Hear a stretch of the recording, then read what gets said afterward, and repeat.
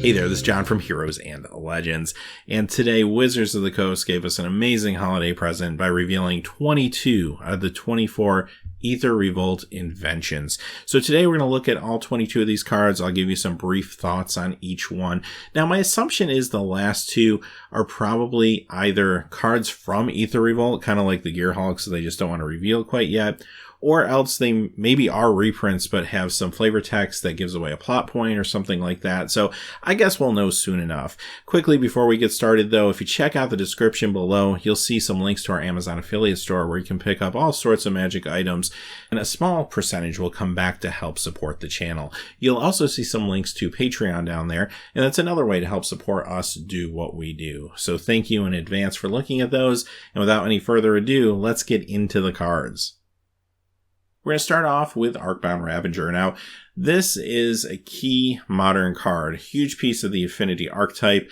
As a matter of fact, if you're playing modular, this is the key modular card you're going to need to build around. This is still a very expensive card. It did see a reprint in Modern Masters, but originally it was from Darksteel.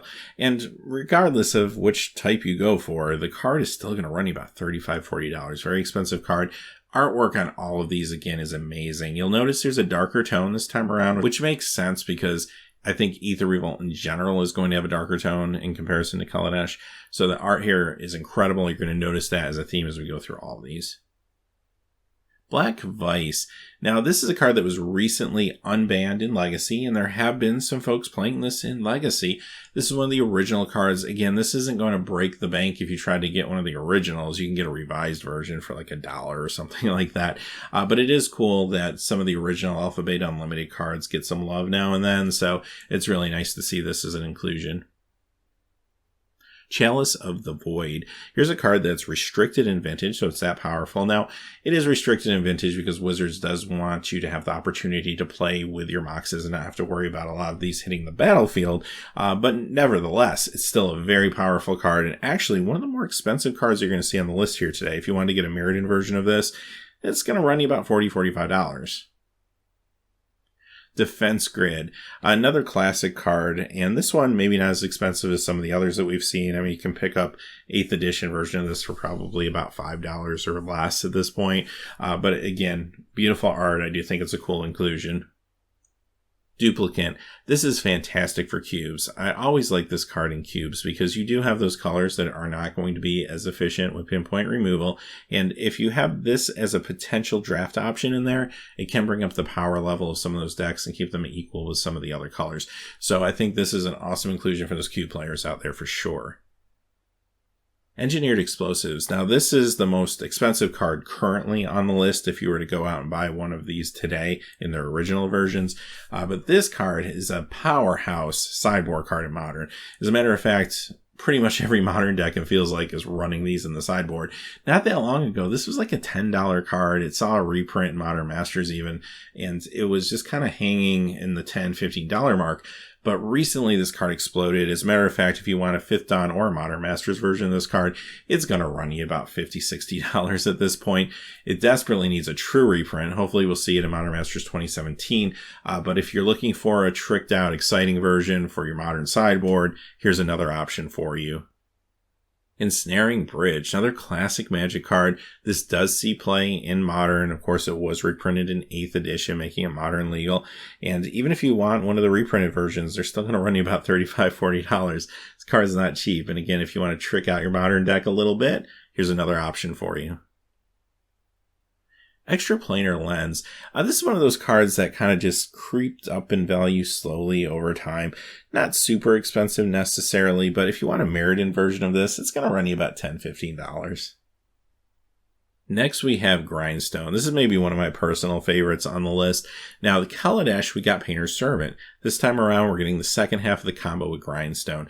So if you're a Painter Servant Grindstone player in Legacy, you now have both halves of the combo to trick out and put in your deck if you so desire.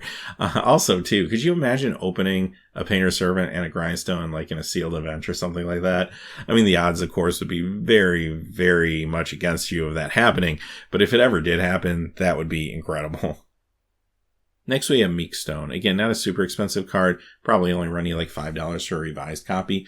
But again, I do like to see the original cards get some love, and the artwork on here is awesome.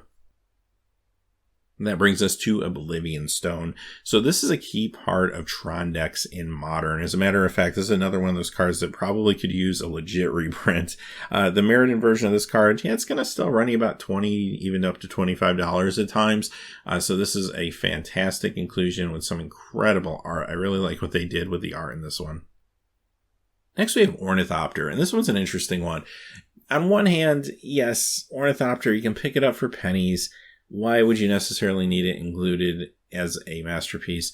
However, I will say this. Ornithopter is one of the most iconic artifact creatures of all time. From the original Magic set, Alpha, Beta, Unlimited, still sees play to this day. It shows up with Insult Artifact in decks, shows up in Fruity Pebble style combos.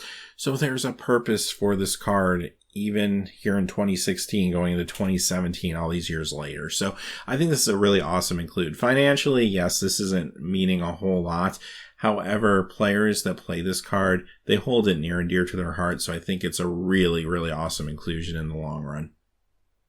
Pithing Needle, another good sideboard option in Modern, also another good cube card. So it is an interesting include here. Again, financially, it's not a super expensive card. I mean, you can get original versions of this for probably like $5, $6, but it is a card that has seen a lot of play over the years. So I totally understand the inclusion. I think it makes sense. Next, we have Platinum Angel. And again, not a super expensive card. You can pick up the reprint of this for probably $6 or so. But look at that artwork. That looks incredible. That is going to be amazing in foil. I can't wait to see one of those in person. I think this one and maybe Grindstone, my favorite pieces of art this time around. Sphere of Resistance. Another card that just quietly crept up in value over the years. This was originally from Exodus, and if you wanted to get an Exodus version of the card, it's going to cost you $15, $20, so it is a nice inclusion, I think. Staff of Domination. Okay, so the odds of this example may be slightly better than my Painter's Servant Grindstone example, but if you're lucky enough to open this in a sealed pool and you get Quicksmith Spy, which is a rare, you got yourself a pretty nice combo on your hands. I'll just leave it at that. Next we have Sundering Titan, which is actually banned in Commander. It's that powerful. And the last time around we got Painter's Servant, which of course is banned in Commander. This time we get Sundering Titan. And this is extremely powerful in cubes. And if you've ever played it with a Tinker, you know what I'm talking about. I mean, it's capable of perhaps turn 2 or 3 wins at times. Extremely good card for cube. Sword of Body and Mind. Now, when you think of the 5 swords, and of course we got 3 of them last time, and we'll get 2 this time, Sword of Body and Mind is probably the least exciting one for Constructed, right? However, it's probably the most exciting one for limited games. So again, if you're super lucky and you happen to open this in your sealed pool, this thing is going to be a powerhouse with that mill ability going against 40-card decks. This thing's awesome, right? Now, the other big purpose for this, of course, is cubes. This is really great in cubes because, again, you're playing a game of limited, basically, going up against 40-card decks. This sword can do serious work there for you. And, of course, we have the final one, Sword of War and Peace. When you think Constructed, this, of course, is better than the previous, but we did see maybe some of the powerhouse swords last time around, like Fire and Ice. Next, we have Trinisphere, and this is a card that's been around since Darksteel, and it's been trying to level the playing field against cheap casting cost decks ever since. Another classic card. Vidalcan Shackles, another phenomenal cube card. Love this one in cubes. And finally, our last card today is Wormcoil Engine. Another classic beater. A lot of people consider this the 6th Titan in the Titan cycle.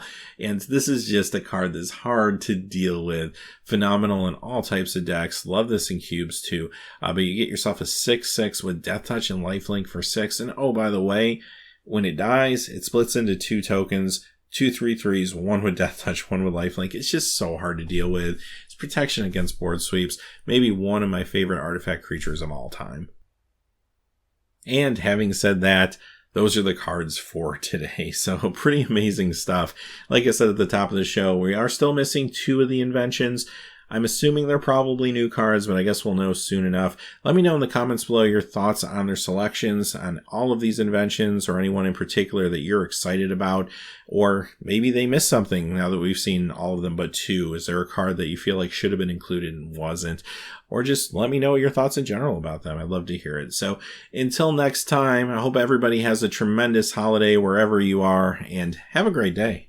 Hey, thanks as always for watching. This video is made possible by the generous support of viewers like you on Patreon. Check out the description below for links to our Patreon page as well as our Amazon affiliate store, where a small percentage of all sales will also help support the channel. Finally, if you haven't had a chance yet to subscribe, hit that subscribe button so you don't miss any new videos on Heroes and Legends. Talk to you again soon, and have a great day.